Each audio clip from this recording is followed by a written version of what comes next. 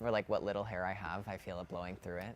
I still have those doubts of maybe not being ready, or maybe I can't do it. But I try to think of this like alter ego of myself, that I'm not Adam from Everyday in Practice. I'm Adam Rippon. Blink, and you might miss him. It can be hard to keep up with Adam Rippon, not just on the ice rink, but during 2018, when he's turned from an Olympian into a political campaigner. Yes, of course I've faced backlash. But I think that's why it's important to still speak out. I know as a gay athlete, you hear a lot like, why is it important? I don't need to know that. But if you have this reaction to somebody's coming out story, there's obviously still something wrong. And that's why it's important to share, because it shouldn't be a big deal, but there's still a kid in a small town who considers it a big deal, who's afraid to come out to their parents because they think that their parents are going to kick them out of their home. In February 2018, Rippon became the first openly gay American to win a medal at the Winter Olympics. He says that coming out 3 years ago not only changed the way he feels, but the way he skates.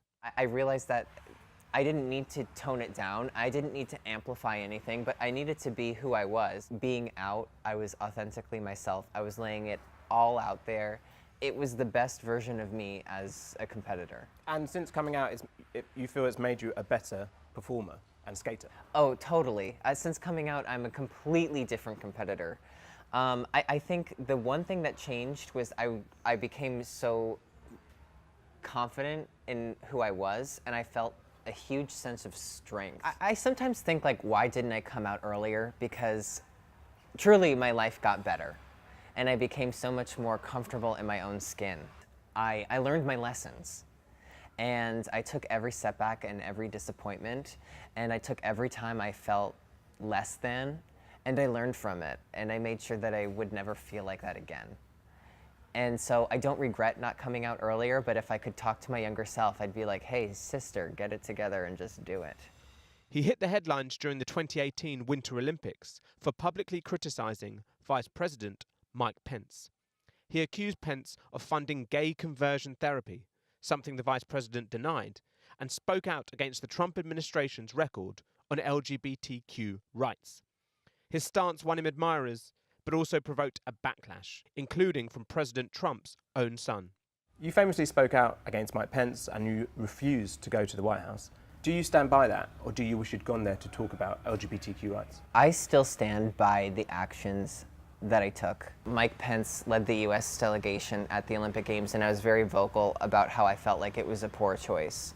The President of the United States can tweet out how members of the trans community won't be able to serve in the military with no basis and without talking to anybody. And while that still goes on, those people are still in danger. And I felt before the biggest competition of my life, it was a waste of time and a waste of energy to meet with somebody like him. Not going to the White House, I don't regret it at all. You know, I could channel my energy into something that's really important and that can help make a change, rather than waste it on somebody who's a buffoon. It was that type of criticism against the Trump administration that spun Rippon's career into a different direction. Now he's a voice for the LGBTQ community and is rallying people to get out and vote. I mean, Hillary had a number of celebrity backers and she still lost. Do you worry a bit about a backlash that the Democrats and the elites and the celebrities, they're not my kind of people? You know what? I have two things to say. One, I'm from Scranton, Pennsylvania.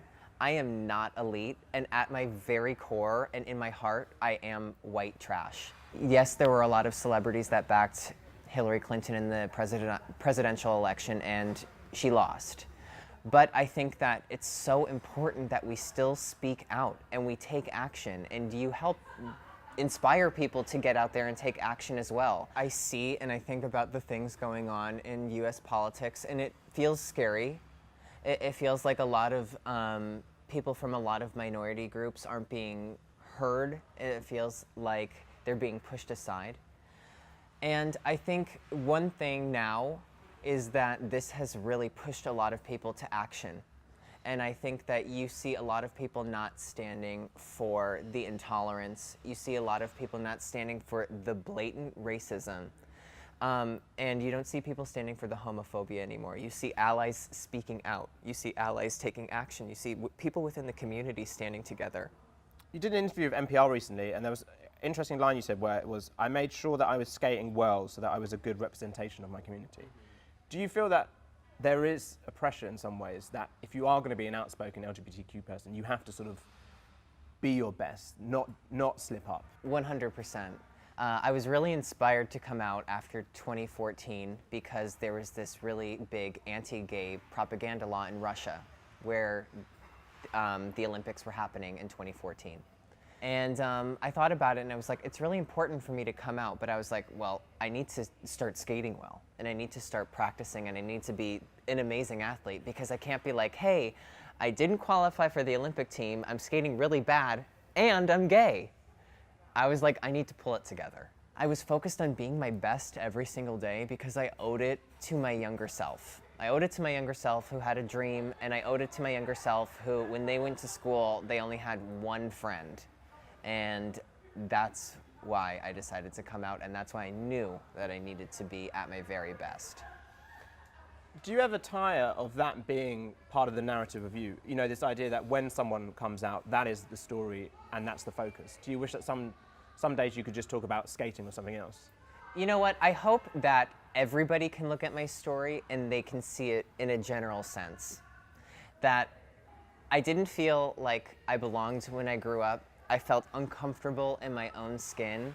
And when I finally just got rid of all of the dust and all of the cobwebs, and I saw through it, and I just owned who I was, and I became confident in my own decisions, that's when I saw my greatest potential.